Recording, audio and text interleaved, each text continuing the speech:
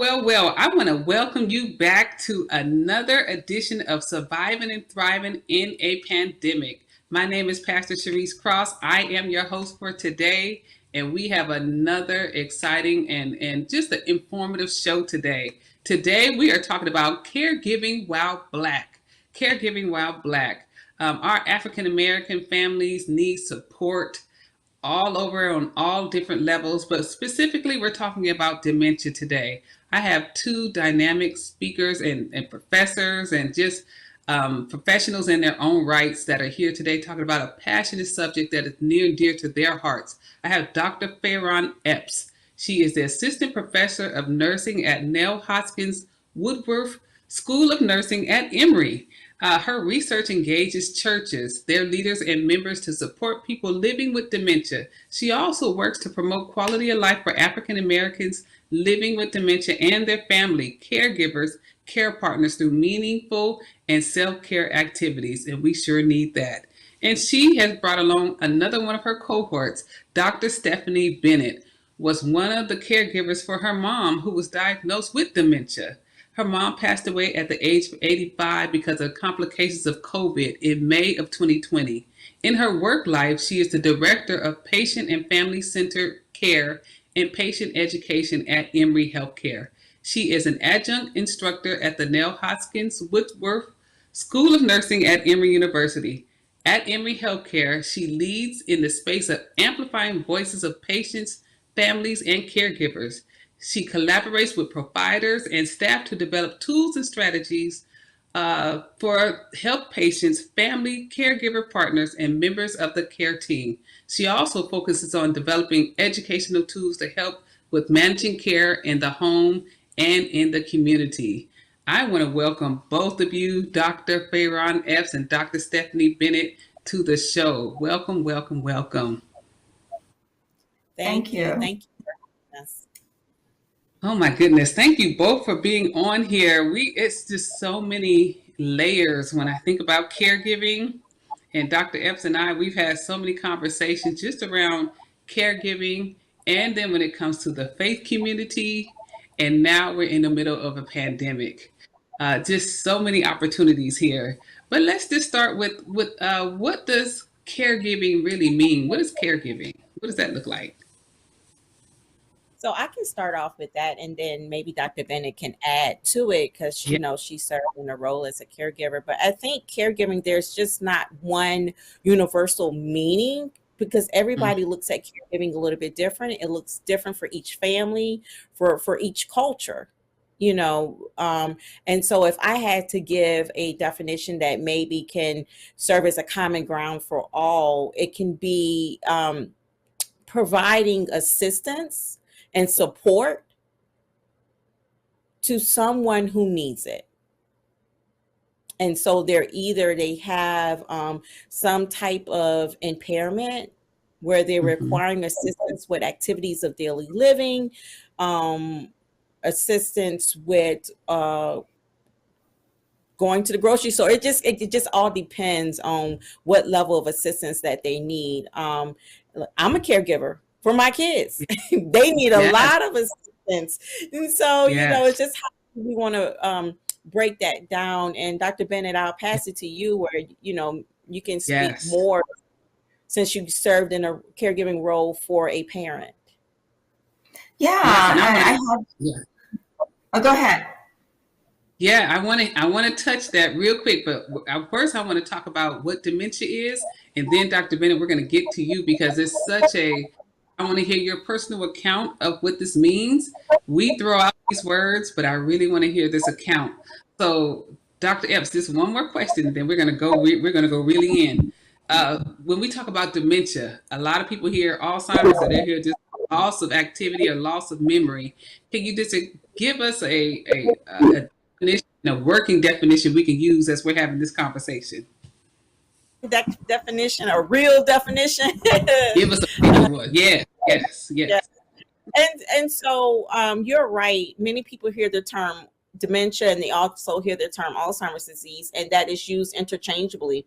But just for a little clarity here, dementia is the big umbrella term. and they have several types of dementia or several causes of dementia, and Alzheimer's disease is the most common cause. And so that's why you hear that term interchangeably. And as it relates to, well, goes back to what you said, Pastor Cross, well, what is dementia? Dementia is more than just memory loss. All right. It is impairment as it relates to your cognitive abilities. And so that it does include memory, but also problem solving, decision making. It also has impairment as it relates to your emotions. And so I share that because if you think about, if you have impairment in those areas, imagine what the signs and symptoms will be. So it goes beyond just memory loss. I cannot remember. Again, decision making, judgment, emotions. So if you just kind of think of it like that, Dr. Bennett, anything you want to add to that? Well, I think when you start to think about, what you as a definition, that it, when you see this in real life and the way that it plays out with our loved ones, their ability to even think about things like walking, and their motor control in some types of dementia are even impacted. So I wanted to just, kind of extend that a little bit to even thinking about motor functions, the ability to, even just get up and walk to the bathroom in and of their own accord. Sometimes you have to remind people what that means and how that needs to look for their situation at home. So, and I didn't even think about our motor function when it comes to dementia.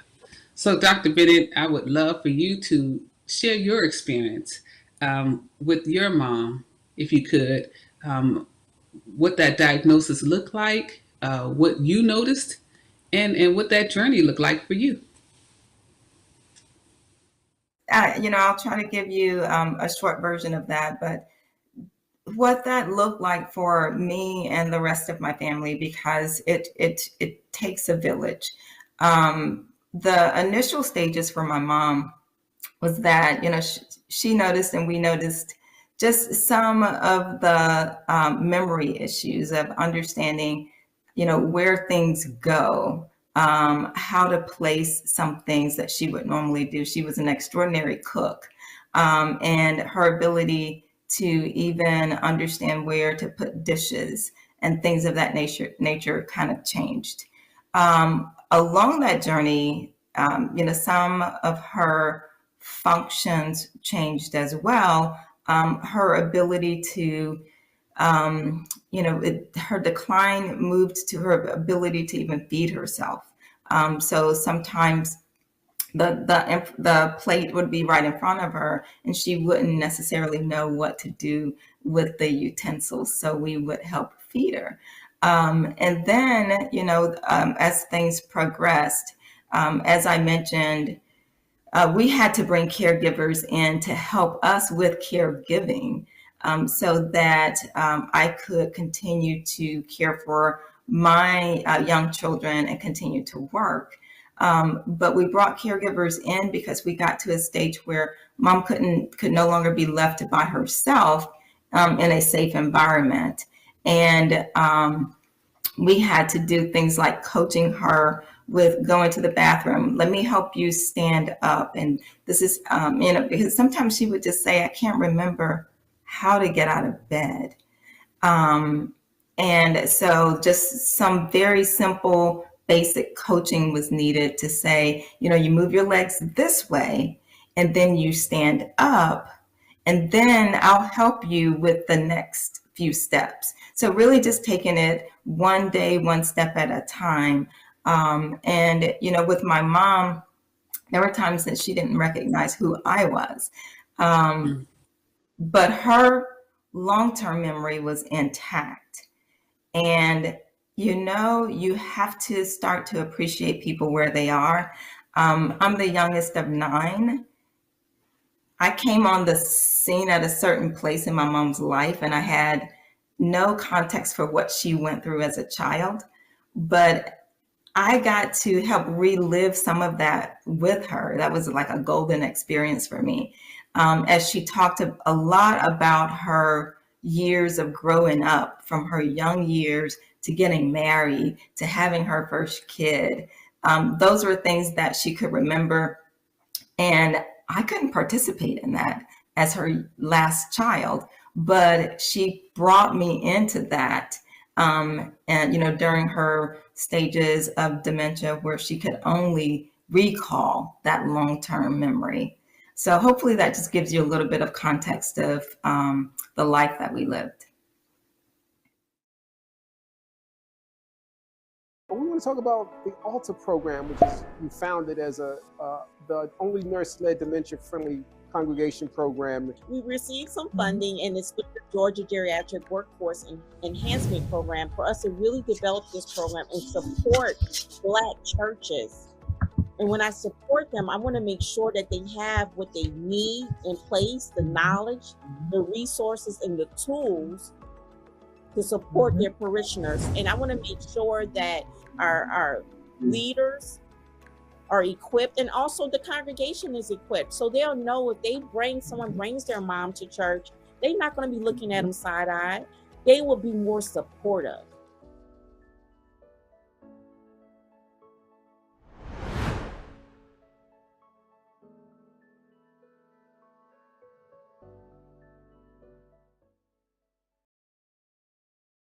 Honey, what I think you need is a socket wrench. I played JV basketball. I'm sorry. I don't think it looks right. This is good, and it's all good, baby. Is it really all good?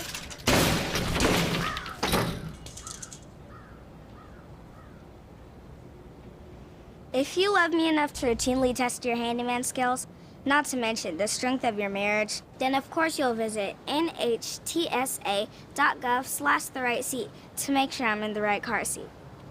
I'm gonna call my dad. With the environment that we're in with limited inventory, there's not a lot of options out there, and people are making decisions to purchase pre-existing properties that may need work. Some of these pre-existing properties have been flipped by investors who put minimal amount of money into the investment of making it look pretty, and then you buy it and it's a lot worse than you anticipated. So I'm looking forward to the questions today. Hope I can answer as many as possible.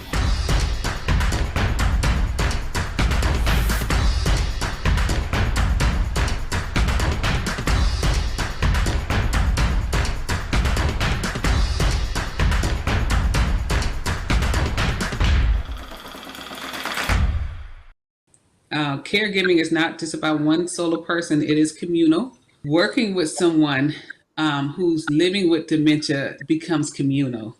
And so can you talk about what that looked like for you? I can. For us as a family, my mom was the glue, if you will. And so for my siblings and my father, it took all of us coming together, and it wasn't an easy coming together. Sometimes there was a lot of disagreement in what needed to be done. But when it came to my mom and the things that she needed to improve her outcomes, we came together and made it happen. And so there was a point in time where my mom moved in with me and my husband and my children. And we made a decision, a conscious decision, intentional decision, that we would do whatever it took to care for her. And I can tell you that we went into that journey not knowing what we didn't know.